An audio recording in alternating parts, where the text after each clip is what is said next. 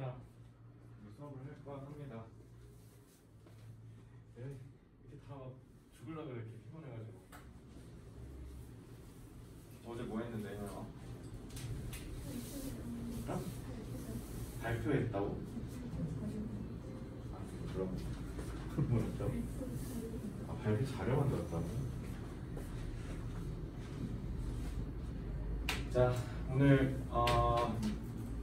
지난 그 내신 대비 하기 전에는 제가 어려운 문제도 막 섞어서 같이 했었던 거 기억날 거예요. 뭐 순서 배열도 그렇고 문장 삽입도 그렇고. 그래서 전반적으로 어려운 문제들에 대해서 통합적인 사고를 길러주는 데 내가 집중했던 반면에 오늘은 올해 마지막 수업이기도 하고요. 여러분들 며칠 후면 19살이죠. 그러니까 고등학교 마지막에 왔어요. 그러니까 이 순간이 오겠지 했는데 이제 진짜 왔잖아요. 초등학교 1학년 때부터 어렴풋하게나마 올 거다라고 생각을 했고, 그리고 드디어 여러분 몇 개월 후면은 어른들입니다. 그러니까 성인이 진짜 코앞까지 왔기 때문에 이제 마무리를 잘 해야 되는 시점에서 그렇다면 이제 앞으로 어떻게 공부를 해야 되는지 그런 부분들을 알려주고자 제가 오늘 컨텐츠는 다 그렇게 어려운 걸 갖고 오진 않았어요. 그래서 여러분들 뭐 다 막 엄청 많이 틀렸거나 뭐 틀려봐야 한두 개 정도만 틀리셨고요. 그래서 그 맞는 게 중요한 게 아니라 여러분들이 그런 문제들을 접근하는 데 있어서 어떤 사고방식과 어떤 생각들을 갖고 있어야 되는지를 좀 가르쳐 주려고 하고, 그래서 마지막에는 그래서 일단은 오늘 수능 영어잖아. 그래서 수능 영어 공부하실 때 어떻게 내년에 생각을 갖고 계셔야 되는지까지 마무리를 해서 수업을 마칠게요. 오늘 좀 가볍게 듣다가 집에 가시면 돼요. 오늘 숙제도 없고요. 아무것도 없어요. 그리고 1월 2일까지 쭉 쉬다가 1월 3일부터 이제 정규 수업 들으시면 돼요. 자, 그래서 오늘 해산하는 날이니까 우리 일단 내가 동태고를 1학기부터 했잖아. 이제 1학기 기말부터. 그래서 어쨌든 이따가도 마무리 인사로 얘기하겠지만 1년 동안 혜림이는 뭐 얼마 만난 지 얼마 안 됐지만 어쨌든 1년 동안 같이 함께해서 너무 재밌었고요. 여러분들 이제 마무리만 고3 때 잘 하셨으면 좋겠습니다. 알겠죠? 그래서 자랑하면서 소리잘 달라고 하시면 돼요. 일단 맨 앞에 가정법 설명해 보라고 했죠. 오늘 가정법을 조금 세게 건들까 해요. 왜냐면 수능에서 가정법을 제대로 이해하지 않은 채 적용을 하려고 하면 여러분들이 문제가 생겨요. 쉬운 문제는 오래 걸려서 풀게 될 것이며, 그리고 어려운 문제는 접근을 아예 못할 겁니다. 그래서 가정법을 꼭 제대로 알고 계셔야 되는데, 가정법은 분명히 제가 가르쳐 드린 적이 있어요. 그죠? 가정법이 재현아 뭔데? 뭐야? 자, 뭘 가깝고도 먼 그 이름. 가정법을 중학교 1학년 때부터 했을 텐데, 그죠? 가정법 뭐야, 얘서?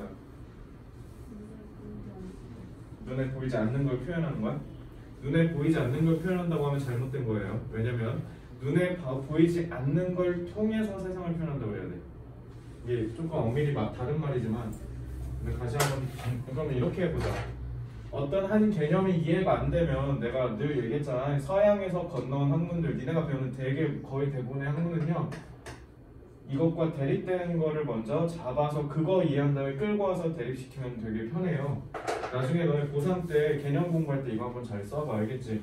그럼 재훈아, 대립되는 거 누구야? 직설법이에요.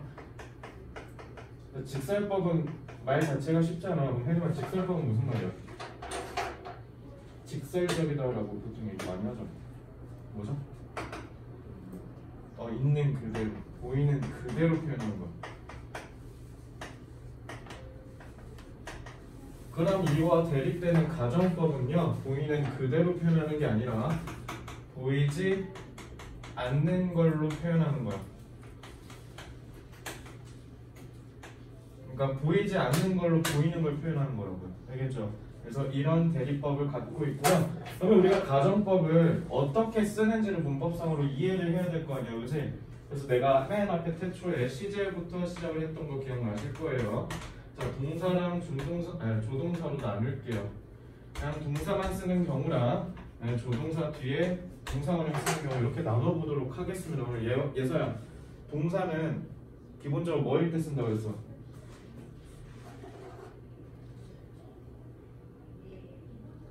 자, 얘네도 마찬가지로 나뉘어요. 조동사가 뭐라고 했었대? 뭐라고? 내신 때 했는데 동사, 조동사 뭐야? 그지? 아니 중학교 1학년 때부터 했던 건데 내가 뭐 어려운 거 물어봤어, 그지? 현영아 조동사 뭐야? 추측이라고 했잖아. 동사에다가 추측의 의미를 더해주는 거야. 추측. 그럼 됐네. 추측이라는 건 기본적으로 뭐라는 거야?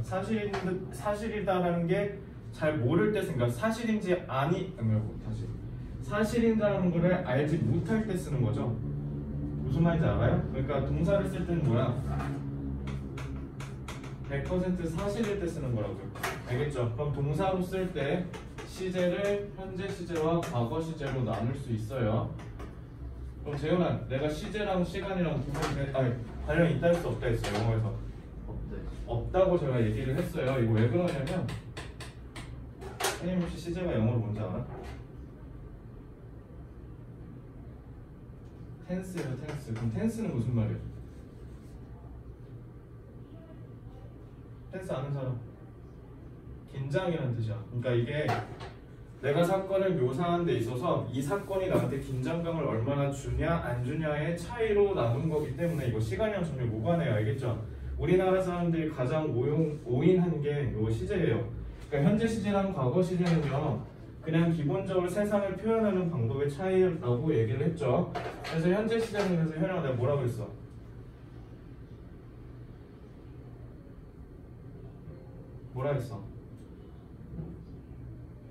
뭐라 했어? 시제.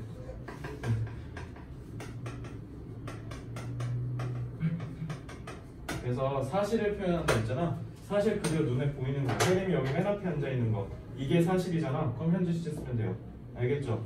근데 과거 시제는 뭐냐면 눈에 보이지 않는 거 얘기하는 거예요.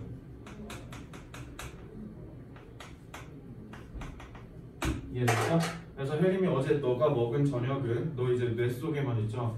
전혀 보이지 않는 사실이죠. 그러니까 과거, 역사적 과거를, 역사적 사실을 과거 시제 쓰는 이유가 그겁니다. 알겠죠?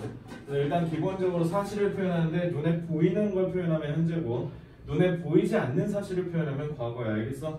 이렇게 일단 기준점을 잡고 그럼 조동사도 마찬가지예요. 현재형과 과거형을 갖죠. 그럼 재현아 조동사 현재형 정의가 뭐야? 캔이랑 쉘이랑 메이랑 막 윌 얘네들 현재를 추측한다. 눈에 보이는 거. 그렇죠. 이렇게 하셔야죠. 자, 추측이라고 했잖아요. 조동사가. 그럼 요거랑 섞으면 되지. 그래서 눈에 보이는 세상을 추측하는 거라고요. 그럼 반대로 이분법적으로 얘는 눈에 보이지 않는 세상을 추측하는 거예요. 내일 아침에 뭐 할지는 우리가 추측해 볼 수 있지. 재현이도 내일 아침에 뭐 할 거야? 일어나겠지, 그치? 이런 거는 눈에 기본적으로 보이는 사실이죠. 그러니까 will 쓰면 돼요. 근데 재훈이 너 여자라면 너가 여자일 수 있어?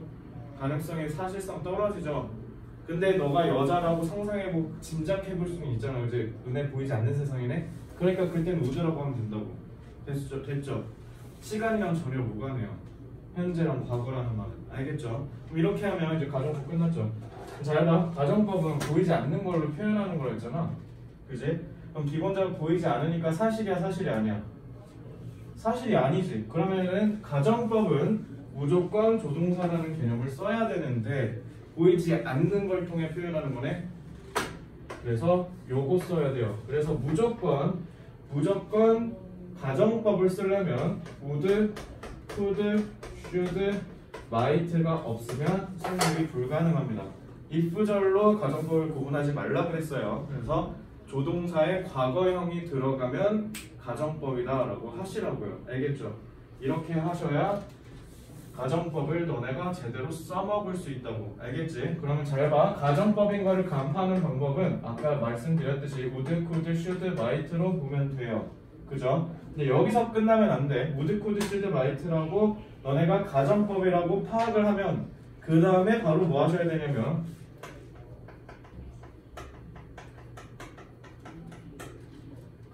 뜻을 찾으셔야 돼요. 그러니까 가정법 표현 안에 있는 진짜의 의미가 뭔지를 찾으셔야 됩니다. 가령 이런 거죠. 이런 거지. 재훈이 차라리 너가 공부를 좀 더 열심히 했어봐 얼마나 좋았겠어. 이렇게 하는 거죠. 그러면은 너가 원하는 항공대 학생부도 쓸 수 있잖아. 이 말은 뭐예요? 열심히 하지 않았기 때문에 지금 항공대에 쓸 수 없는 현실이 좀 슬픈가 미안하다. 자, 괜히 아픈 걸 건드렸나? 죄송합니다. 자, 어쨌든 이미 얘기해버렸으니까 그냥 얘기할게요. 다른 걸로 가면 되죠, 그죠? 자, 그러니까 그렇게 얘기했다는 건 기본적으로 그래서 재훈이가 그 학교를 가지 못한다라는 거고, 그래서 공부를 열심히 하지 않았음을 비판하거나 한탄하거나 아쉬움을 표현하거나 이런 거죠. 그래서 그거 찾으셔야 돼요, 속뜻을. 왜냐면 보이지 않는 걸로 표현했다는 건 전제적으로 뭐가 있다는 거야? 그 안에는 보이는 게 있다는 거라고요. 알겠죠? 그래서 그거 찾아서 얘가 왜 가정법을 얘기했는지를 찾으셔야 돼요. 그래서 그거를 모르면 너네가 앞에 있는 두 문장을 잘못 해석할 거라고요. 알겠죠? 자, 그래서 이거 꼭 기억해야 돼. 가정법은 첫째 우쿠슈마로 찾고요. 둘째 속뜻 추론이다. 이렇게 전략적으로 알고 계셔야 수능 때 너네가 1등급을 맞을 수 있어요. 자, 왜 그런지 볼게요. 자, 문장 봅시다. 자, reduce the workloads would keep employees from burning out, allowing them to function at a more creative and productive level 이라고 되어 있고요. 이거 번아웃이야, 번아웃. 힘들어 죽으면 완전 타버린다는 뜻이죠. 그러니까 완전 탈진한다는 뜻인 거고요. 자, workload는 노동량, 작업량이라는 뜻이에요. 노동량. 한번 볼게요. 줄어든 노동량이 would keep 직원들이 번아웃 되지 않도록 해준다라고 하시면 되죠. 그래서 여기 만약에 해석을 어떻게 하면 되냐면 직원들이 번아웃 되지 않도록 해줄 것이다 라고 이렇게 해석을 하시잖아요. 그죠? 이렇게 하시면 수능 망합니다. 아시겠죠? 이렇게 하시면 안 돼요. 오드니까 이거 뭐야, 헬마? 가정법이라고.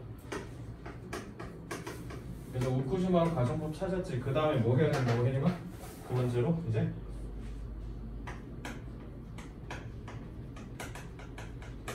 이 안에 들어가 있는 내포된 의미를 찾아야 돼. 자, 그럼 이거 어떻게 해야 되냐면 모두 내가 어떻게 하라고 했어?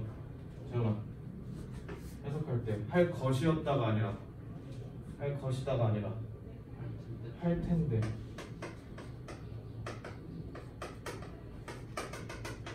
뭔가 소망적인 느낌으로 쓰셔야 돼요. 자, 그러면 줄어든 노동량이 얘네가 번아웃 되지 않도록 해줄 텐데 라는 건 했다는 거야? 안 했다는 거야? 안 했다는 거야. 그러니까 여기에서 얘기하는 사실은 뭐냐면 업무 강도가 지나치다라는 거야. 아까도 얘기했죠. 가정법은 보이지 않는 걸로 사실을 표현하는 거라고. 자, 보이지 않는 건 뭐야? 노동량이 줄어든 사회라는 거죠. 근데 지금은 뭐야? 노동량이 너무 많아서 애들이 죽어나고 있다는 거야. 근데 그거를 야, 노동량을 줄여줘봐. 얼마나 애들 번아웃 안 오고 얼마나 좋겠어. 지금 이렇게 얘기하는 거야. 이렇게 얘기했다는 건 소망적으로 표현을 했다는 건 이런 사회를 지금 비판하려고 한 거라고요. 알겠죠? 그래서 여기다 가정법을 쓴 이유는요. 비판하려고 한 거예요. 사회적 비판의 의도가 있었던 거야. 그래서 지금 뭐야? 업무 강도를 내려야 된다라고 주장하는 거라고요. 근데 니네가 여기서 줄여줄 텐데라고, 줄여줄 것이다라고 뭔가 미래지향적인 느낌을 해석을 해버리면, 그리고 긍정적인 뉘앙스로 해석해버리면 어떤 사태가 일어나냐면 이걸 해석하지 못한 친구를 털어버리는 함정선지에 낚이거나 아니면 독해 속도가 지연될 겁니다. 알겠죠? 그래서 오드 나오면 어떻게 하라고 해요? 할 텐데 가정법이라고요. if로 가정법인 거 찾으시면 안 돼요. 이거 가정법이에요. 아시겠죠? 그래서 이렇게 하셔야 됩니다. 그래서 다음 것도 볼게요. 얘들아, wish가 무슨 뜻이야? 내일 모레 실컷 듣겠네. We wish you a Merry Christmas. 그죠? 미리 메리 크리스마스고 크리스마스 잘 보내세요. 내일 모레네 벌써. 그죠? wish는 소망하다라는 거거든요. 소망이라는 건 기본적으로 뭐냐면 내가 없는 거를 소망할 때 얘기하는 거예요. wish는 기본적으로 내가 결핍된 거, 내가 없는 거를 바랄 때 얘기하는 겁니다. 없는 걸 바라는 거니까 가정법이네. 그러니 당연히 could 나오는 거야. 알겠죠? 그러면 우쿠슈마가 나오면 가정법이라고 그랬죠? 이거 가정법이에요. 그럼 가정법 나오면 반드시 예서에 뭐 해야 된다고? 그 다음에 어떤 거 해야 돼? 얘 이거 왜 썼는지 찾아야 돼. 그럼 잘 봐. 우리는 바라요. 우리는 바랍니다. 우리가 report, 보고할 수 있기를 more progress, 더 많은 진전을 in efforts to fight the growing problem of water shortages. 그러니까 뭐라고 하지? 급수 부족이라고 하면 되겠죠. 그러니까 지금 수자원이 부족하다는 거예요. 물이 부족하다는 거잖아. 물 부족 사태를 맞서는 데 있는 노력에서 좀 더 많은 진전을 보고하길 바라요 라고 얘기한다는 건 그럼 진전이 있다는 거야 없다는 거야? 없다는 거야. 그러니까 진전이 여기에서 얘기하는 사실은 뭐냐면 물 부족 사태에 맞서고자 하는 노력이 진전이 없음을 얘기하는 거라고요. 그러니까 이제는 제발 우리도 좀 진전이 있었으면 좋겠다라는 소망을 밝히는 거야. 기본적으로 보니까 지금 진전이 없으니까 부정적인 세태를 지금 아쉬워서 표현하는 거라고. 그러니까 아쉬움을 표현하는 거야 지금 이거.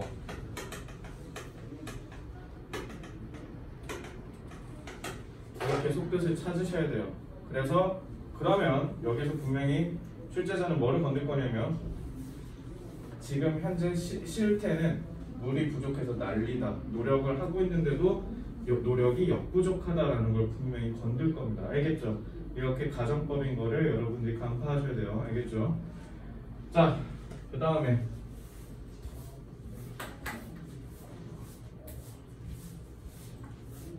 recognized by a wider audience, Kafka라고 해놓고 쭉 이렇게 써있죠. During his time. 자, 요건 일단 기본적으로요. 요 분사 구문이거든요.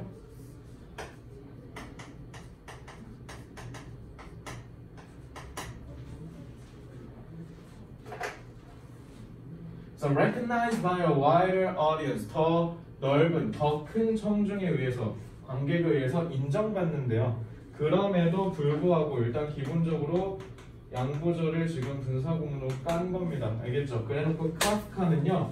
아마도 appreciate는 높게 평가하다. 그러니까 수동이니까 높게 평가된다는 거죠. During his time, but the author died. 이거 지금 과거의 사실을 표현한 거죠. 그죠? 그는 옛날에 진작에 죽어버렸었어. 인정을 받기도 전에. 그러면은 recognized by a wider audience의 기준으로 봤을 때 카프카는 그때 당시라고 했잖아. 과거에 인정을 받았을지도 모를 텐데 점점점이라고 해야 되지 않겠어요?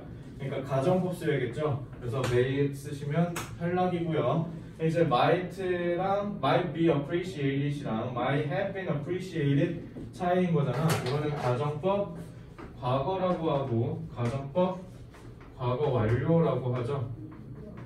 아니야, 과거 완료는 뭐야? 그치, 과거를 뒤집는 거죠. 여기 있네?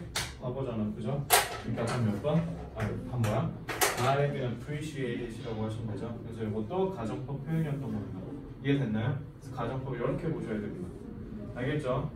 가정법 뭘로 본다고? 우쿠슈마. 그러니까 가정법인 거를 문장에서 우쿠슈마로 보시고요. 이거 정리해 드릴게요.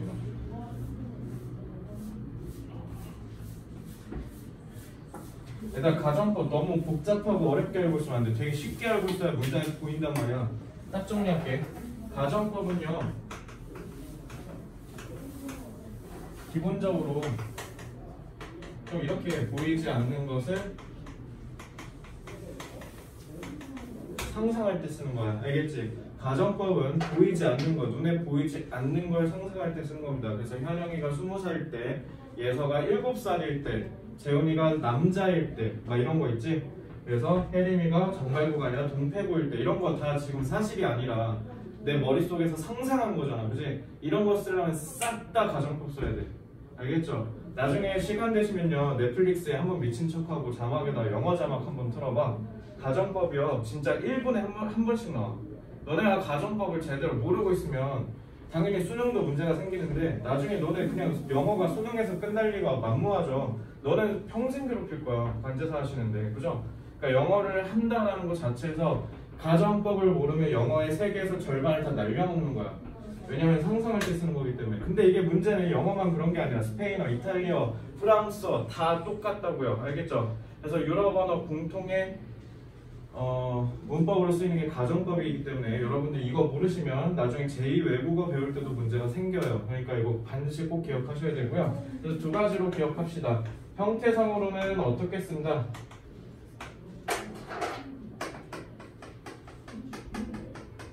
우쿠슈마로 쓴다. 즉 조동사 과거형으로 쓴다라고 기억하시면 돼요. 알겠죠?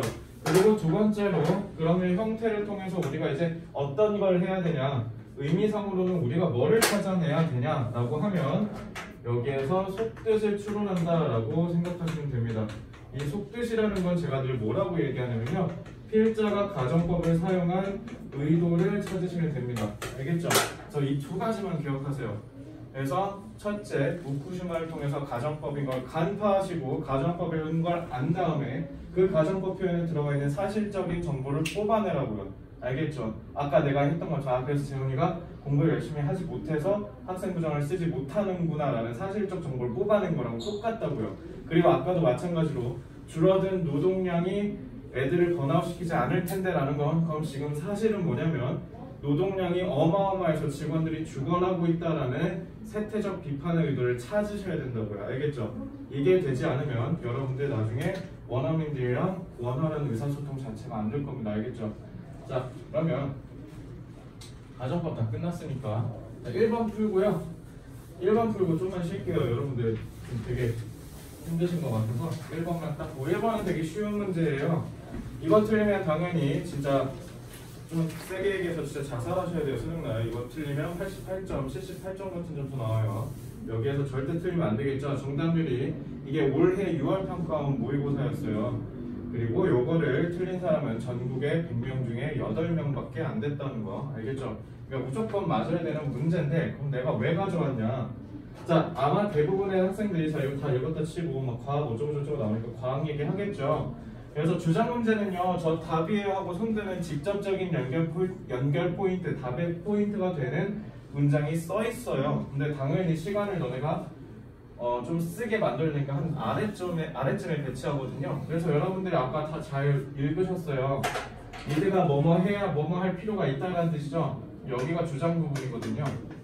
그죠? 지금 주장 찾는 거니까. 그래서 여기 we need more screenplays, 희곡이에요 이거. And novels that present scientists in a positive light. 과학자를 긍정적인 관점으로 비춰주는, 표현해주는 희곡이랑 소설이 우리 더 필요해라고 했죠. 긍정적으로 묘사해야 한다. 여기 이렇게 내려와서 여기가 답의 근거예요. 그래서 당연히 답은 1번이고요. 이거 틀린 사람 아무도 없습니다. 근데 문제는 뭐냐면 저도 마찬가지로 평가원 시험이면 저도 70분제고 푼다 그랬죠. 저는 사실 여기에서 안 풀었어요. 좀 더 위에서 풀었단 말입니다. 자, 어디서 풀었냐면 자, 차근차근 첫 문장부터 읽어볼게요. New ideas, 새로운 생각인데 such as those inspired by scientific developments, 과학적 발전과 같은 곳에서 영감을 얻은 이런 새로운 아이디어는요 are often air가 동사로 쓰이면 송출하다, 방영하다, 그러니까 TV에 띄운다는 뜻이요. TV에 방영되고요. 그리고 비판받는데요. In our popular culture, 또 유명한 이러지 말고 이거 대중의 문화라는 뜻이야. 알겠죠? As part of a healthy process of public debate. 그래서 공공 토론의 어떤 건강한 과정의 측면으로서 우리는 대중문화에서 저런 과학 발전에 의해서 생겨난 새로운 아이디어들을 막 얘기하고 강론을 막 펼친다라는 얘기예요. 그죠? 그리고 과학자들은 때때로 그러한 비판들을 받을만하다. 그러니까 때로는 과학자들이 이러한 새로운 아이디어를 제시하고 욕먹는다는 뜻이에요. 쉽게 얘기하면. But 하지만 the popularization은 대중화라고 하면 되죠. The popularization of science would be greatly enhanced. 라고 돼 있잖아요. 그래서 이거 would네? 이거 어떻게 해야 돼? 가정법이네? 모두 어떻게 해석하라고? 할 텐데 그러면은 엄청나게 증가될 텐데 향상될 텐데 라는 거는 아니면 향상됐다는 거야? 향상이 안 됐다고요. 그죠? 뭐에 의해서 지금 인과관계죠. 자, 향상이 될 텐데 뭐 하면 improving the widespread 널리 알려진 널리 퍼진 과학자들의 이미지를 개선시킴으로써 과학의 대중화를 좀 더 낮게 할 텐데 점점점이라는 건 과학의 대중화가 그래서 향상됐다는 거야? 사실은 대중화가 안 됐다는 거죠. 그래서 여기에서 얘기하는 거는 과학의 대중화는 향상이 안 됐다라는 문제 제기를 하는 거죠. 그럼 문제점의 반대는 뭐야? 재훈아, 너 화작하니? 화작해? 화작? 누가? 엄매야? 화작하지? 화작하는 사람 여기 아무도 없어? 화법과 작문하면요 기본적으로 너네 그 작문 얘기하잖아. 작문할 때 기본적으로 자주 나오는 게 사회적인 문제가 있으면 그 문제를 해결하는 거 그런 것들 막 물어보는 문제들이 나오는데 문제 제기를 했을 때 그걸 뒤집으면 그게 바로 뭐예요? 해결책이죠. 그럼 이 해결책이 결국 뭐겠어? 이게 필자의 주장이지. 고로 이거 뒤집으면 그게 답이라는 거죠. 이거 반대로 뒤집은 게. 그럼 대중화의 향상을 위해서 뭐 하면 돼? 과학자의 이미지 개선하면 되네. 그럼 과학자 이미지를 개선하자라고 하면 되죠. 그거를 뭐라고 하면 돼? 그리고 이게 개선해야 한다는 거랑 같은 말이잖아. 이런 거 추론할 수 있죠. 그래서 저는요 여기서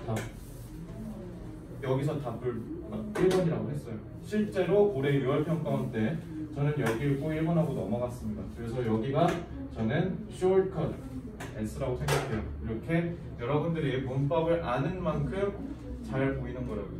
알겠죠? 이해됐어? 이렇게 하셔야 돼요. 에임 이해돼 이거? 이렇게 하셔야 돼요. 알겠죠? 자, 약속대로 좀만 쉬었다가 50분에 다시 진행할게요.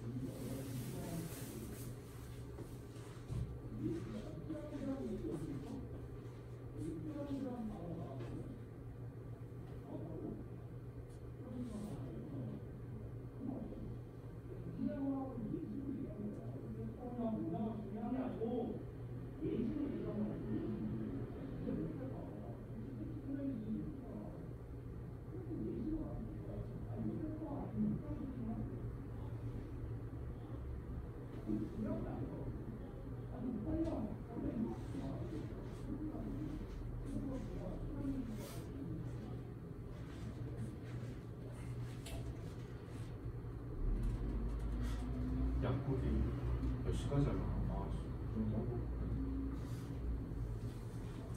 몇 시까지 하는지 알아 혹시? 나 이거 다 말해. 인공눈물 영상 없죠?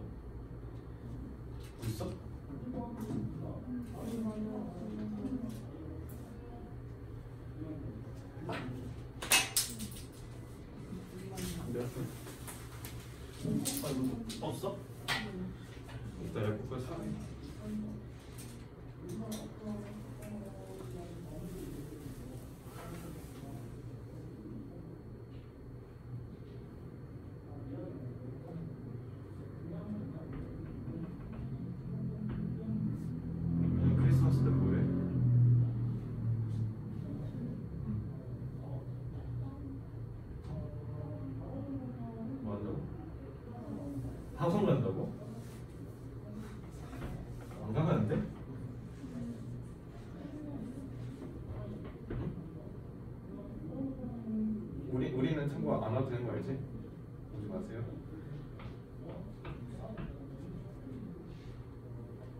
혜림이 뭐야? 동생 이름 뭔다고? 동생 몇 살이야? 중2? 노는 게 놀아주는 거네 사실상. 그래요. 자, 내년 크리스마스를 웃냐 안 웃냐는 여러분들이 1년 농사 어떻게 짓냐에 따라 달라지겠죠? 1월부터 공부 열심히 하세요. 재수 선행반은 1월 3일부터 개강이고요. 재수 정규반이 2월 21일부터 개강이야. 근데 재수생이 쏟아질 것 같아요. 느낌이 불수능이었기 때문에. 그래서 여러분들 단기 준비하셔야 돼요. 특히 탐구별 같은 거 이따가 좀 얘기하겠지만 탐구 막 이런 거 방심하면 진짜 세된다니네. 이따가 얘기해 줄게요. 자, 주제죠. 주제 일단 선지 문제 읽을게. 자, reforming 개혁하는 거래요. diplomatic policies 외교 정책을 개혁하재요. 그래서 키워드고 세부 소재죠. in poor countries 가난한 국가들에서. 2번 increasing global awareness. 자, 국제적인 인식을 제고하재요. 근데 그게 뭐에 대한 거래? environmental crisis. 얘는 외교인데 얘는 갑자기 환경으로 갔죠. 그러면은 지금 딱 봐도 출제자 지금 소재 파악 제대로 안 했는데 털어버리겠다는 거네. 그지? 이거 조심하셔야 돼요. 소재를 잘 파악해야 돼. 3번 reasons 원인이래요. 이유 for restoring economic quality. 얘는 또 경제 균형을 회복해야 된대요. 가난한 국가들에서. 얘는 또 난데없이 경제 얘기하고 있어요. 4번 cope with. cope with가 무슨 뜻? 지훈아? 대처하다. 그리고 모르면 안 된다. 자, 대처하는 거래요. Climate change by reforming aid and policies. aid는 원조죠. 원조 도와주는 거. 원조와 정책을 개혁함으로써 기후 변화를 대처해야 한다라고 해서 얘도 갑자기 기후 나왔네. 2번, 4번 연결되네요. 보자. 5번 roles of the OECD in solving international conflicts. 국제 갈등에 있어서 OECD의 역할이래요. 이것도 외교 얘기하네요. 그러면 기본적으로 막 외교 나오고 막 기후 나오고 막 경제 나오고 난리 나겠네 라는 생각을 하시면 되고요. 앞에 키워드랑 뒤에 있는 세부 키워드를 제대로 해결하지 못하면 여러분들 이거 망하는 문제입니다. 자, 그래서 우리가 독해력이라고 하잖아요. 제가 말씀드린 독해력은요, 시험에서의 독해력 얘기하는 거야. 국어와 영어 영역에서의 독해력을 얘기하는 거예요. 읽어서 이해하는 능력이라는 뜻이죠. 저는요, 시험에서의 독해력은 딱 두 가지라고 생각을 해요. 그래서 물론 가르치는 사람마다 어떻게 해라 저렇게 해라 라는 방법론은 다 다르겠지만 결국 다다르는 종점은 똑같잖아. 시험을 잘 보는 거. 저는 어떻게 생각하냐면요, 여러분들이 수능 때 떠올리지 못하면 그거는 다 무가치하다고 생각해요. 그러니까 수능 때 떠올리려면 그만큼 뇌가 가벼워야 되겠죠. 아는 게 적어야 돼요. 이 시험은 대학 수학 능력 시험은요, 능력 평가이기 때문에 여러분들이 많이 아는 거 1도 관심 없어요. 근데 올해 수능이 조금 어땠냐면 지금 고3 애들은 국어가 너무 어려웠다 막 이런 얘기 하잖아. 그래서 내가 다는 안 풀어봤는데 비문학지만 2개 풀고 문학 하나 정도 풀어봤거든. 다르긴 달라. 좀 뭔가 묵직해지긴 했는데 어떤 느낌이 좀 드냐면요, 진짜 확실히 사고력과 독해력을 몰빵해서 공부하지 않으면 훈련하지 않으면 좀 어려움을 겪었겠다라는 생각이 좀 들거든요. 그래서 여러분들 이거 진짜 잘 하셔야 돼요. 많이 아는 게 중요한 게 아니라 많이 훈련하셔야 돼요. 수능이라는 시험은요. 그래서 첫째, 그냥 뭐만 하면 되냐면 초장에 가서 니네가 길을 눌러야 돼. 길을 눌러버려야 돼. 그 말은 뭐냐면 영어에서는 첫 문장을 정말 잘 읽으셔야 돼요. 첫 문장을 어떻게 읽냐에 따라서 여러분들 답으로 가는 향방이 달라져요. 그래서 니네 집에 가서 내가 맨날 얘기했잖아. 모의고사 문제 틀린 거 잘 보면요, 첫 문장부터 잘못 읽었을 때의 경우가 굉장히 많아요. 그러니까 첫 문장을 잘못 읽었다라는 건 이 지문이 어떤 방향으로 흘러가겠구나라는 걸 파악하지 못했다는 거고, 그럼 너네는 어떻게 되냐면 자연스레 그냥 보이는 단어들 어쩌고 저쩌고 대충 아구만 맞춰서 끼워 넣어서 이미지로 비벼서 푼다고요. 알겠죠? 그럼 국어도 마찬가지예요. 국어 비문학 겁나 길죠? 제가 오늘 국어 비문학도 문제 냈죠.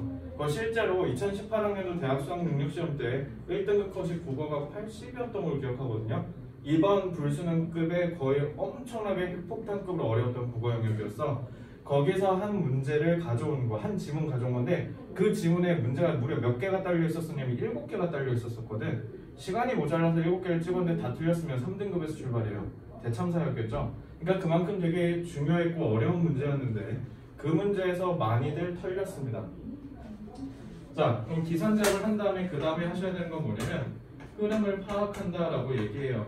흐름 파악은 어렵지 않아. 첫 문장 읽었을 거 아니야? 그럼 그 다음 문장 읽겠지. 그럼 그 다음 문장이 첫 문장이랑 같은지 다른지만 보시면 돼요. 알겠죠? 그냥 같냐 다르냐 같냐 다르냐 이것만 하시라고요. 알겠죠? 이 문제 틀린 애들 다 뭐냐면 첫 문장 잘못 읽어서 그래. 한번 같이 읽어볼게. 자, we argue that 우리는 뭐라 주장하냐면 ethical principles of justice 정의의 윤리적인 원칙들이 토대를 제공한대요. For policies to protect 태어나지 않은 세대와 그 다음에 가난한 국가들을 보호하는 정책에 기반을 둔대요. 근데 얘네 뭐로부터 보호해? climate change라고 해요. 기선제압 여기까지 첫 문장이죠? 그럼 가장 중요한 부분에다 제가 네모치고 싶어. 어디다 치면 돼?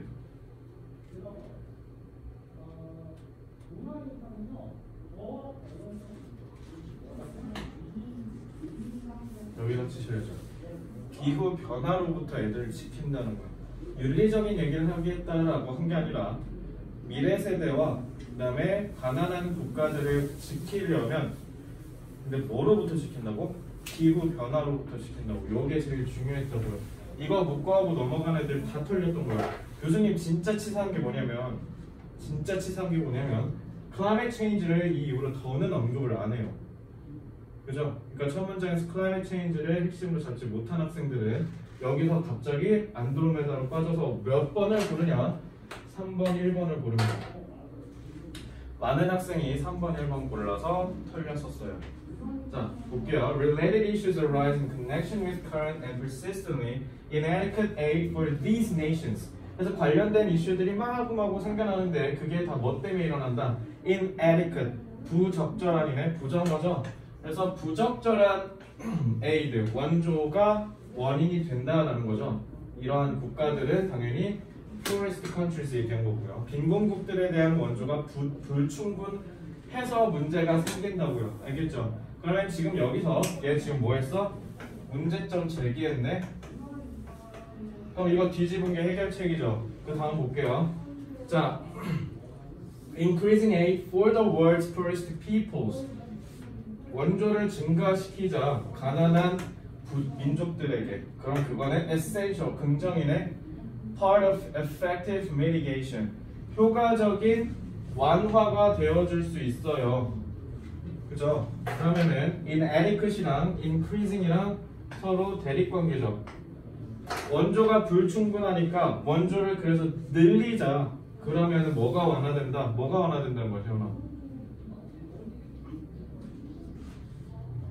진짜 교수님 치사하지 않아? 여기 봐봐. 여기에 만약에 from climate change란 말 써주잖아. 그럼 정답률이 20% 떡상할 거예요, 분명히. 기후 변화로부터 완화를 더 촉진시켜줄 거야. 원조를 늘려주면. 이랬으면 정답률 더 올랐죠. 근데 여기서 어떻게 했냐면 이 구절을 지워버리죠. 그리고 어떻게 하냐면 마치 경제적인 불평등을 해소하는 것처럼 유도하는 거야. 왜? 돈 얘기했거든. 그죠? 여기서 흐름을 놓치기 시작해요. 그래서 3번 했지. 그죠? 이렇게 되는 거예요. 그럼 더 나아가면 with 20% of carbon emissions. carbon emissions가 그럼 뭐 얘기하는 거야? 탄소 배출이잖아. 그럼 기후변화 얘기하는 거잖아. 그죠? From deforestation, carbon credits for forest preservation would combine aid to poorer countries. combine aid가 뭐랑 같은 말? increasing aid랑 같은 말이네. 그러니까 계속 같은 말이야. 지금 기후변화로부터 얘네 지키려면 우리 어떻게 해야 된다? 계속 원조를 늘려줘야 된다는 얘기를 하는 거라고요. 그리고 이거 뭐야? 우드네? 원조 된다는 거 안 된다는 거야? 안 된다는 거죠. 그럼 이거 뒤집으면 그게 해결책이지. 그러니까 먼저 논리적으로 계속 같은 얘기한 거야. 가정법이야. 그지? Reforming it. 그죠? 다 4번이에요. 그리고 perhaps the most cost-effective but politically complicated policy reform would be 가정법이네. 그러니까 이런 정책이 안 펼쳐지고 있다고요. 가장 단가가 싼데 정치적으로 복잡한 게 바로 뭐다? Removal. Billions of dollars of direct annual subsidies from the two biggest recipients in the OECD. Destructive industrial, agriculture, and fossil fuels. 이거 다 뭐야? 이렇게 내려온 거지. 기후 변화로부터 가장 좋은 건 뭐일 텐데? 제거하는 거일 텐데. 그러니까 얘네로부터 보조금 뺏어서 얘네 주자는 거잖아. 계속 같은 말 하잖아. 그지? 그리고 또 뭐해? 증가시켜 줄 텐데 가정법으로 다 뭐하고 있어? 그럼 이거 뒤집은 게 뭐야? 해결책이죠? 그게 답이라고요. 그래서 여기 뭐라 했어? Reforming aid and policies. 그래서 대처하자. 뭐로부터? Climate change. 그죠? 첫 문장에서 기선제압 실패하면 Climate change도 올라. 그래서 애들 다 어디 갔어? 아, 뭔가 안 좋은 걸 좋게 만드는 거구나. 근데 돈 얘기 안 해? 아, 이코노미 이퀄리티를 프로컨트리에서 해줘야 되는 이유 얘기하는 거거든. 이러고 3번 간 애들. 1번 간 애들은 뭐야? 그냥 리폼만 보고 득달같이 달려든 애들. 1번 뒤에 뭐가 틀렸어? 리폼에 이거 무관한 소리잖아. 이것만 보고 그냥 이미지로 비벼 푼 거야. 뭔가 바꿔야 된다. 문제가 생겼으니까 뭔가 개선해야 된다라고 얘네가 인식해버린 거지. 근데 소재를 잘못 이해했기 때문에 기선제압을 못했으니까. 됐나요? 이 문제요. 정답률 50%거든요. 틀린 애들 다 3번, 1번 갔어요. 이해됐어요? 그래서 이 문제 되게 중요합니다. 재현아, 지문 읽을 때 첫째 뭐 하라고? 기선제압. 그리고 둘째는 그거를 다음 문장 읽고 똑같냐 다르냐 똑같냐 다르냐 이거 하시면 돼요. 자, 그거를 국어에다가 써먹어. 오케이. 자, 제가 예비고사 모든 클래스 들어가서 다 했어요. 이거 너네도 한 거죠? 너네를 마지막으로 했는데, 자, 그러니까 너네까지 해서 지금 총 4클래스를 제가 이걸 했거든요. 4클래스 들어가는데 답이 되게 다양해. 압도적으로 많은 학생들이 압도적이진 않았고, 그러니까 10명 있으면 이거 한 2명 정도 골랐고, 이거 3명 정도 골랐고, 이거 한 2명 정도 골랐고요. 그다음에 이거 한 3명 정도 골랐어요. 좀 두루두루 많이들 골랐죠. 그러니까 이 문제 잘 봐. 국어는요, 그러니까 너네 이거 지금 내가 세 문단만 가져왔잖아. 세 문단만 읽고도 이 지문의 전체적인 내용이 뭐 얘기하겠구나 하는 걸 간파하셔야 돼요. 왜 그런지 아세요? 이거 뒤에 앞으로 7문단 더 있어. 7문단이나 더 읽어야 돼. 근데 세 문단 읽고 간파하셔야 된다고요.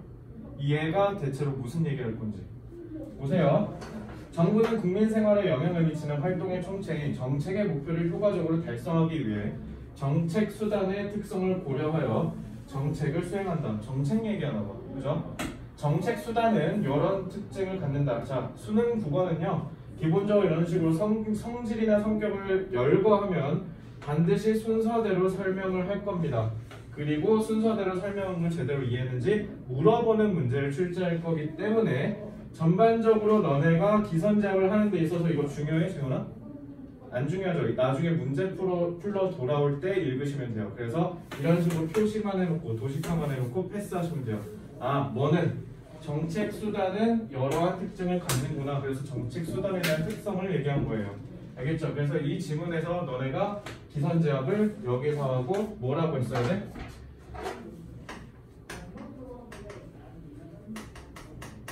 여기에 너네 머릿속에 확실히 박혀 있어야 돼요. 왜 그런 줄 알아? 사례잖아. 이거 경제지문이라고 하시면 안 돼요. 이거 경제지문 아니야. 이거 사회지문이야. 왜? 정부가 정책을 수행하는 데 있어서의 정책 수단이 어떠한지 설명하는 거야. 그래서 거기에서 그냥 경제현상 끌고 온 거라고. 갑자기 여기서 환율의 정의, 그 다음에 물가조정이라고 하시면 이거 잘못 읽은 거예요. 그리고 여기 오버슈팅 나온다고 해서 오버슈팅이 문제고 그래서 해결책을 제시한다라고 하면 큰일 난다고요. 답은 몇 번이에요? 4번이라고 쳐야 돼요. 알겠죠? 기선제압이 왜 중요한지 알겠지? 그래서 앞에서 읽은 거 끌고 내려서 이렇게 쭉 내려가야 돼. 결국 오버슈팅 얘기한 이유는 뭐 때문에 얘기한 거다? 정책 수단 설명하려고 얘기한 거예요. 알겠죠? 그래서 요거 국어에서 정말 중요합니다. 이해됐나요? 그래서 국어에서 영어에서 저는 분명히 똑같이 가르쳤어요. 기선제압, 흐름 유지. 흐름 유지했잖아요 지금. 정책 수단. 그죠? 이렇게 하셔야 됩니다. 1번 비문학 지문 겁나 길잖아. 그 비문학 지문에 들어있는 메시지는 몇 개야?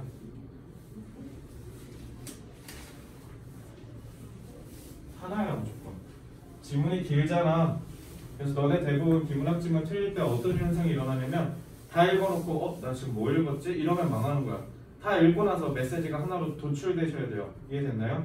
그거 할 줄 아셔야 됩니다. 자, 읽었다 칠게요. 뭐 사회 기반이 어쩌고저쩌고 얘기하죠. Designing, building, operating, and eventually retiring infrastructure projects.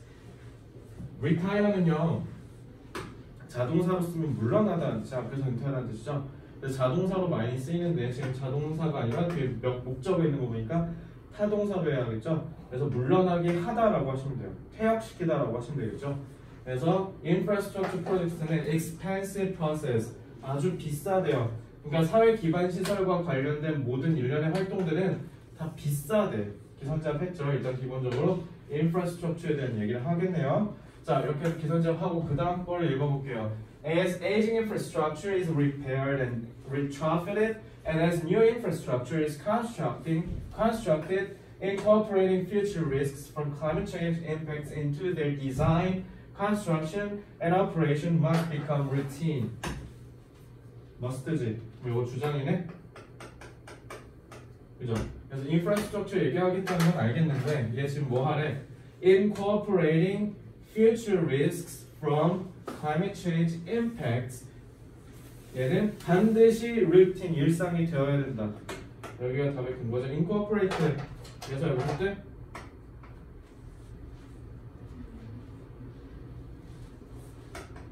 통합하다야, 통합하다. 그래서 미래의 위험도를 통합해야 된대요. 근데 그 위험이 뭐로부터? 기후변화의 위협으로부터. 그래서 몇 번? 기후변화가 가져올 위험이 고려되어야 한다. 다 보고. 그렇죠? 이렇게 하셔야 돼요. 답의 근거가 꽤 앞에 있죠. 그래서 이렇게 하고 확신하셔야 됩니다. 이해됐나요? 자, 여기까지 됐죠? 그래서 제가 일부 조금 소재를 좀 통일해봤어요. 다 기후변화 이런 걸 얘기하는 걸로 해가지고 일부러 끌고 와봤는데 여기까지는 문제 없죠? 왜냐면 이거 엄청 많은 학생들이 몇 번 했냐면 2번 한 애들이 많아. 관리해야 한다. 요거 혹시 2번 헷갈린 사람? 여긴 다행히 없네요. 자, 그래서 요거 여기서 잘 읽고 넘어가셔야 돼요. 함정이 빠지시면 안 됩니다. 그래서 기선제압을 한 거를 그 다음에 이어서 여기에서 이게 핵심이구나라고 잡을 줄 아는 거, 그게 바로 흐름 파악이에요. 기선제압 한 걸 끌고 내려서 흐름 파악 유지하는 거, 알겠지? 이걸 잘 하셔야 됩니다.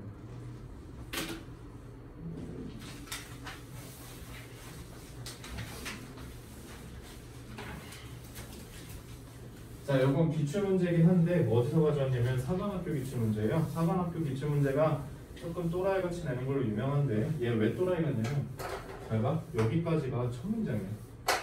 문장 길이 보여 지금? 어마어마하게 길죠? 근데 지금 분필 파란색 들었지. 왜 그럴까 제가?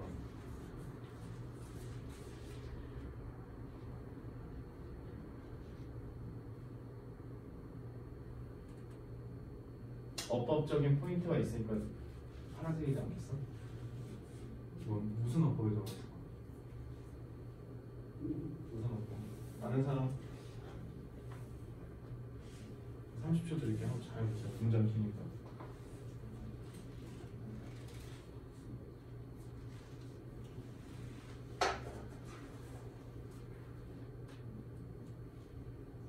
뭐? 소댓이에요. 미친놈이죠 이거? 소랑 대도 먼데 대신 무려 요만큼이에요. 겁나 길죠? 그래서 사실 수능에서는 이런 거 요즘 잘 안 하는데 사관학교에서는 이거 심지어 작년 사관학교 문제거든요. 사관학교에서는 이런 짓을 좀 많이 하시는데 자, 일단은 그리고 소댓이 문법 문제로 되게 자주 나오잖아요. 왜 그러냐면 쏘랑 대 저렇게 멀리 떨어뜨려 놓잖아. 대시 여기 있어. 이러면은 쏘 대신지를 몰라 니들이.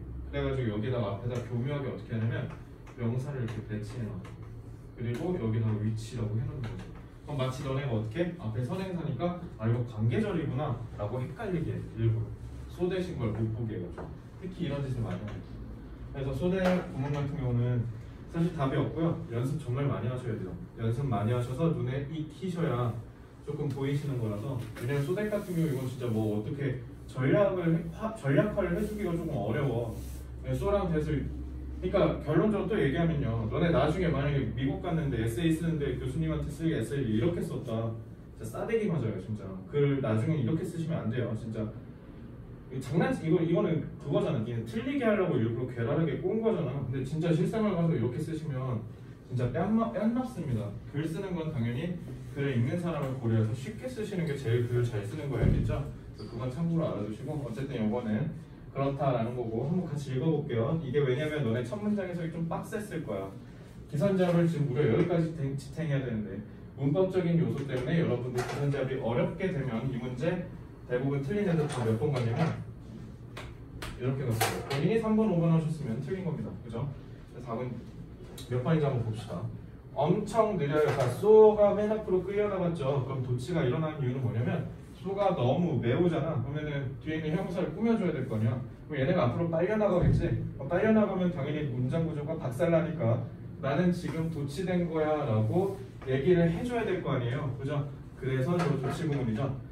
엄청 느리고 고통스러워요. 뭔가 하나의 기술을 숙달하는 과정은. 그게 수공예든 예술이든 간에. 그리고 우리는 엄청 몰입한다라는 거야. 불안한다니까 우리가 거기 몰입된다는 거야. 과몰입한데요. 우리가 뭐에 대해서 교육의 필요성에 대해서 엄청 몰두한대요. For the acquirement of knowledge. 어떤 지식의 습득을 위해서 지식의 필요성을 우리는 되게 몰두한다라는 거죠. 그렇기 때문에 그래서 we are taken aback. taken aback은 뭐냐면 aback은 뒤로라는 뜻이거든. 그러니까 우리가 놀라서 뒤로 이렇게 흠칫한다는 뜻이야. 그냥 놀라다라는 뜻이에요. 그러니까 어떤 거를 우리가 깨닫게 되면 흠칫 놀라게 될 거야. 왜? 기술을 터득하는 건 어렵고 그리고 우리는 뭔가 기술, 즉 어떤 지식을 획득하려면 그러니까 이거랑 지금 같은 말이에요. 이거. 지식을 획득하려면 교육을 해야 된다고 생각하는데 막상 까놓고 보니까 이래서 우리가 화들짝 놀란다는 거죠. 그럼 누가 봐도 이거랑 반대되는 얘기 나오지 않겠어? 그죠? All around us are creatures. 우리 주변에 있는 모든 애들은 생명체인데 걔네가 가장 정교한 기술을 갖고 있고요. 왜냐면 마스터하는데도 어렵다는데 정교한 기술을 갖고 있대. Going through the most complicated procedures and apparently possessed of. 그리고 명백히 뭐인 것처럼 보인다. 확실한 지식을 가르침의 가능성이 없는 채로 배우는 것 같아서 우리는 뒤로 놀라 자빠진다는 거. 그럼 education이랑 이 without이랑 대립되네? 그죠? 우리는 교육의 중요성이 중요하다고 생각하는데 우리는 교육이 중요하다고 생각하는데 막상 우리 주변에 있는 생물체들은 어떻게? 가르침을 받지도 않고 어떤 지식을 터득하고 있다. 이런 거. 다 이런 거죠. 그럼 혜림이 그 초등학교 동생 사랑하지? 가족이니까. 아닌가 본데. 엄마가 모성애라고 하잖아요, 기본적으로. 엄마가 우리를 왜 좋아한다? 우리를 왜 사랑하고 왜 우리한테 헌신적인 사랑을 쏟을까요? 그걸 배워서 그런 거야? 우리가 초등학교, 중학교, 고등학교 때부터 엄마가 되려면 무조건 자식을 사랑해야 된다라고 세뇌합니까? 그런 거 배운 적 없죠. 근데 왜 아이를 낳으면 본능적으로 그렇게 되냐라는 거예요, 이거 지금. 알겠죠? 그게 신기하다는 거죠. 그래서 막 주저리 떠들어요. 근데 그게 뭐 한다? 놀라움을 자아내고 감탄을 자아내고 경외감을 만들어낸다. 이게 그러니까 taken away랑 같은 말이죠. 그죠? 그리고 그 뒤에 뭐라고 하냐면 without teaching and without the possibility of previous experience. 여기 있는 게 이렇게 그대로 내려왔죠. 그 뒤에도 보면 there can be no possible teaching. teaching이 없대잖아. 그대로 내려오네요. 흐름이 계속 유지됐죠. 답의 그거 여기 있죠.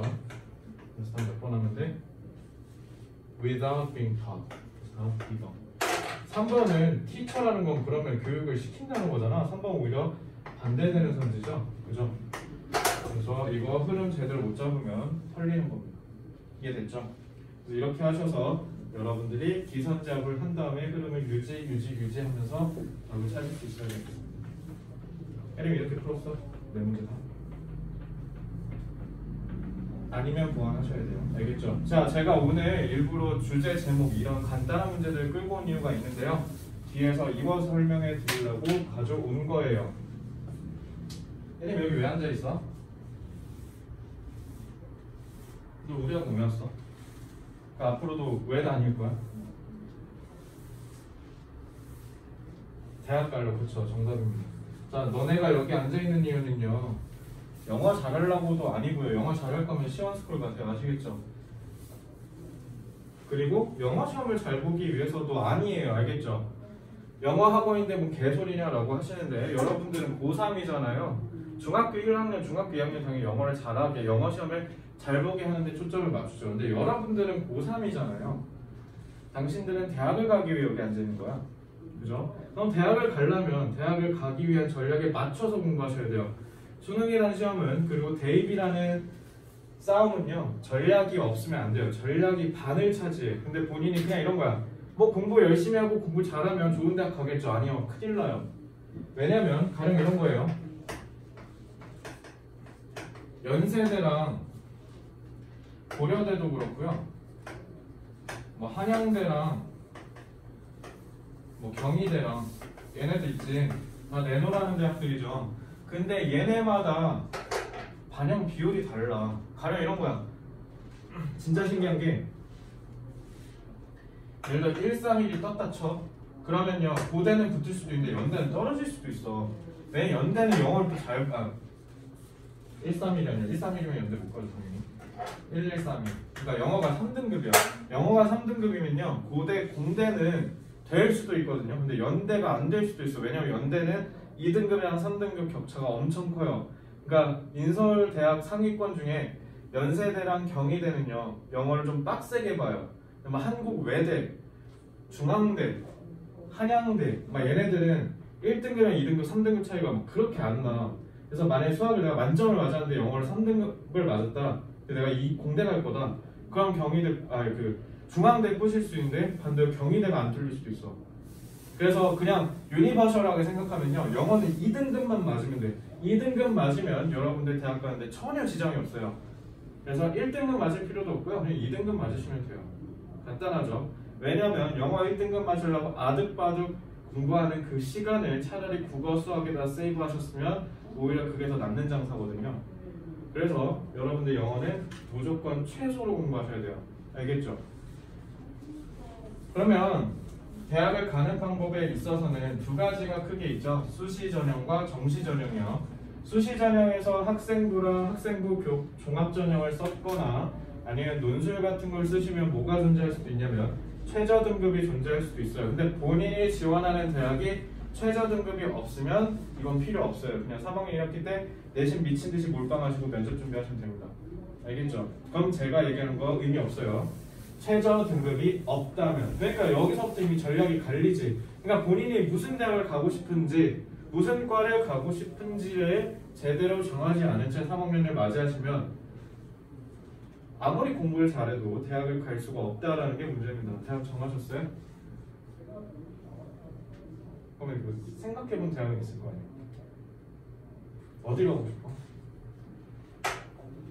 그래서 겸손 안 떨어도 돼. 여기 다 높은 대학이 아니라 어차피. 과만 생각했어? 과 어디 가고 싶은데? 에너지공학? 시험 잘 되는 분들도 잘 골랐네요. 자, 에너지면요, 여기 시험 안 되면 저한테 와서 따지시면 돼요. 안 될 리가 없거든요. 그러니까 그러면 차라리 이렇게 과를 정한 애들은 편한 게, 그럼 대학은 편하게 정해도 돼요. 사실 저는 지금 혜림이가 얘기한 대로 이게 조금 모범 답안이라고 생각해요. 사실 저는. 왜냐면 대학을 문과가 특히 그래. 문과가 이제 대학을 먼저 정하는 애들이 있는데, 이러면 사실 좀 비참할 수 있는 게, 나중에 유월평가원이나 7월 모의고사 정도 보게 되면 갑자기 목표가 없어서 붕 떠버리는 사태가 일어날 수 있어요.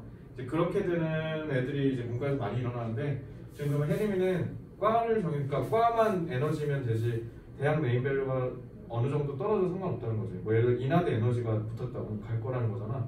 이런 게 진짜 대학 가기 좋아요, 사실은. 그래서 만약에 본인이 스스로 나도 아까 혜림이처럼 정하지를 않았는데 어떡하지라고 하는 사람은요, 일단 과를 먼저 정하는 게 저는 개인적으로 좋다고 생각하고요. 과를 정할 때는 너 그 왜 에너지 가고 싶은데?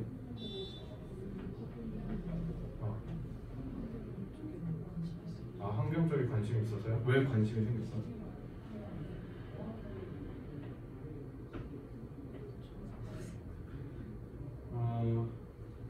아마 취업이 엄청 잘 될 거예요. 여기에다가 국가가 50조를 때려박겠다고 공언했기 때문에 UN 가서 공언을 해버렸어요. 그래서 이런 식으로 유망함을 기준으로 고를 수도 있고요. 근데 사실 제일 좋은 건 그냥 흥미야, 흥미. 문과에서 제일 대표적으로 취업 안 되기로 유명한 학과가 철학과랑 사학과죠. 그래서 철학과는 답이 없는 게 철학과 관련된 직업은 다 고대 그리스에 가 있으니까 타임스톤을 개발하지 않는 이상 답이 없는 거예요. 그래서 철학이랑 사학은 사실 가면 안 된다라는 인식이 팽배하죠. 근데요, 만약에 나 역사가 너무 좋아, 역사를 너무 좋아해서 나는 학부 가서 역사를 좀 파고 싶어, 이러면 나는 완전 오케이라고 생각해. 완전 오케이인데 이런 거지. 대학 네임밸류를 어쩌다 보니까 맞춰야 돼. 그래서 위에 대학의 하위과를 쓴다. 나는 근데 얘네가 대학생을 행복하게 하는 걸 그렇게 많이 본 적은 없어. 왜냐면 얘네 되게 불행했거든. 과가 취업이 안 된다는 걸 아니까 얘네가 어떻게 하냐면 복수 전공을 하거나 아니면 뭐 학사 편입을 준비하거나 막 이러거든. 그러니까 얘네는 이것도 해야 되는데 저것도 해야 돼. 근데 자격증 준비도 해야 되고 취업 준비도 막 엄청 많이 해야 될 거 아니야. 그래서 저는 일단 대체적으로 걔네들이 되게 불행해 보였고 좀 불쌍해 보였거든요. 그래서 저는 사실 과가 제일 중요하다고 봐요. 그래서 과를 먼저 정하고 그 다음에 대학을 여러 가지 플랜 ABC로 나누는 거, 저는 이게 가장 모범 답안이라고 생각하고요. 이건 본인들의 개인적인 취향이 들어가는 거기 때문에 여러분들이 어떻게 하든 의사를 존중하겠지만 일단 하나는 확실해요. 목표가 없으면요 아무 의미가 없어. 그러니까 이거를 해야 되는데 지 학교가 지가 가고 싶은 학교가 최저가 있는지를 알아야 될 거 아니야. 최저가 없는데 왜 수능을 하냐고. 최저가 없으면 수능을 할 필요가 없잖아, 그지? 그리고 학생부가 점수가 좋아.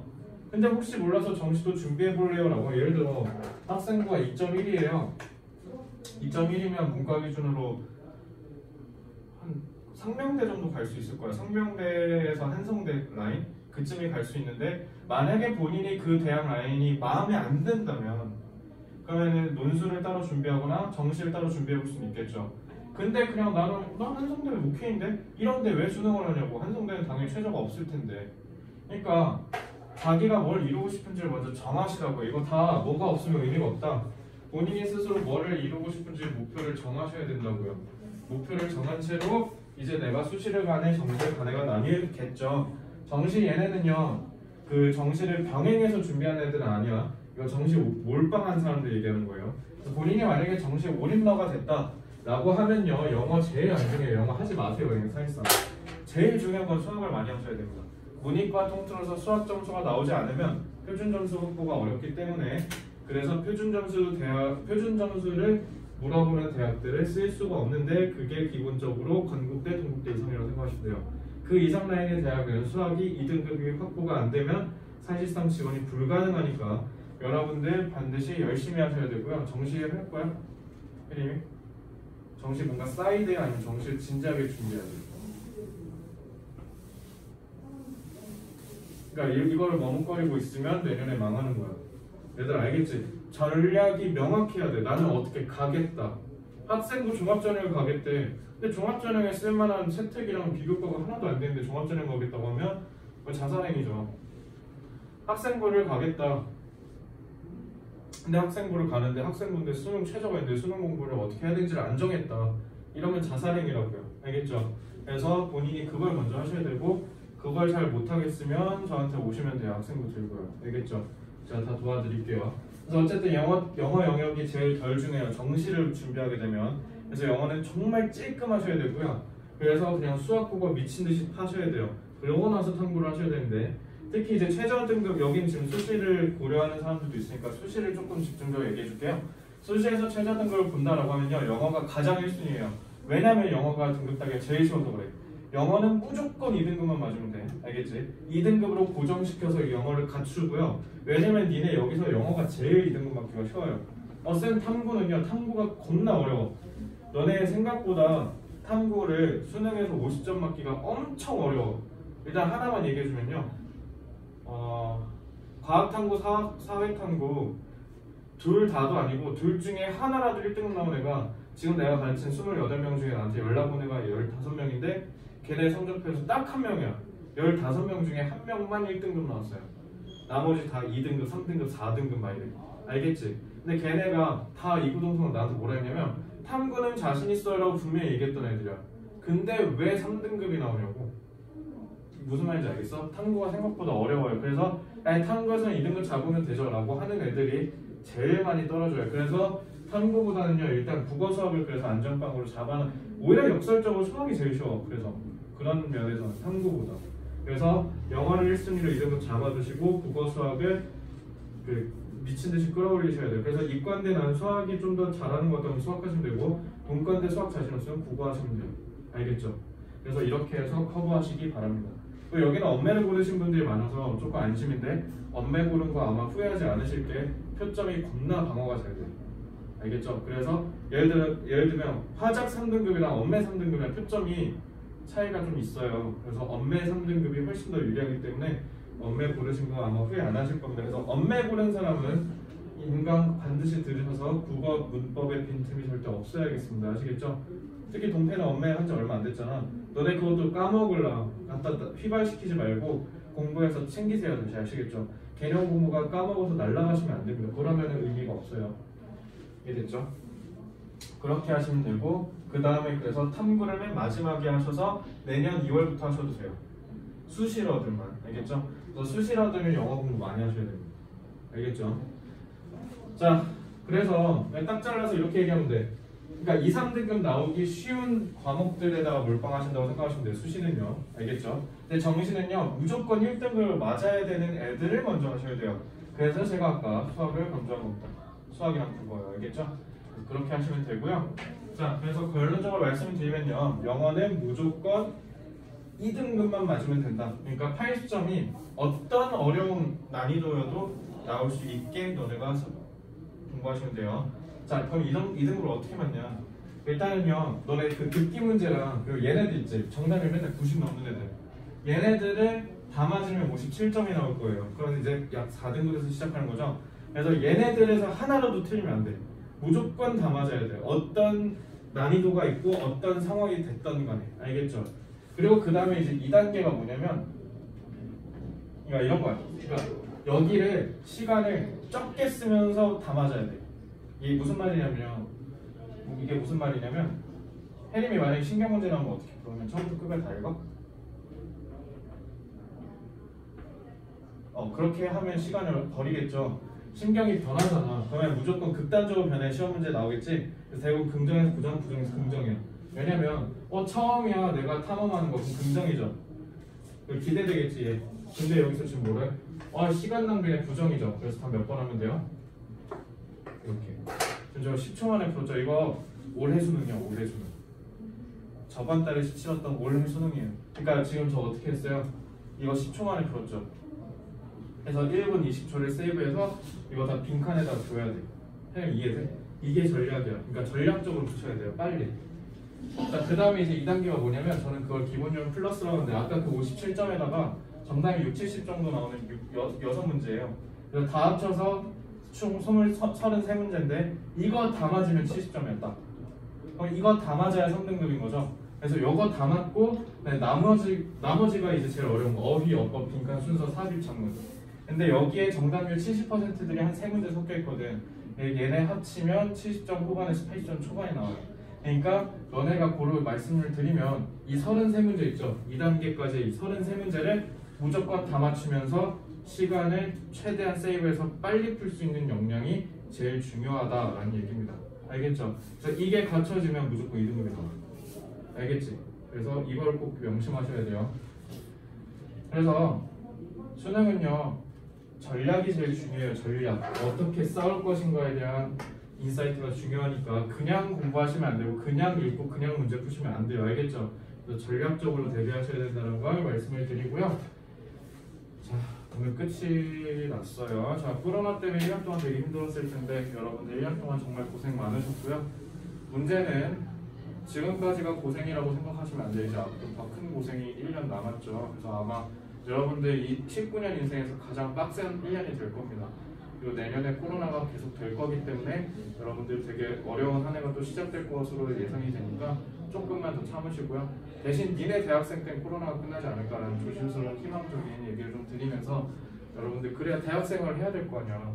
20살 때 재수할 거야? 그건 아니잖아, 그지? 열심히 하셔야 돼요. 니네 라이벌들 지금 다 공부 열심히 하고 있으니까 너네도 열심히 하셔야 돼요. 크리스마스 쉬는 거 적극 찬성입니다. 근데 쉰 만큼 1월부터는 열심히 좀 해주시고요. 그래서 본인이 진로에 있어서 궁금한 게 있다 카톡 하시면 제가 다 도와드릴 거예요. 저는 수리 논술이랑 과학탐구 빼고는 다 할 줄 압니다. 그러니까 그거 빼고는 다 도와드릴 수 있으니까 언제든지 연락하시면 되고요. 알겠죠? 그래서 여러분들 꼭 그렇게 제가 좀 도움이 됐으면 좋겠어서 이렇게 마무리를 드리며 고생 많았습니다. 내년 1년 앞으로 좀 더 열심히 해봅시다. 아시겠죠? 자, 그럼 숙제 없으니까 자유롭게 쉬다가 내년 1월부터 정규반 수업 잘 들으시면 됩니다. 고생 많았습니다.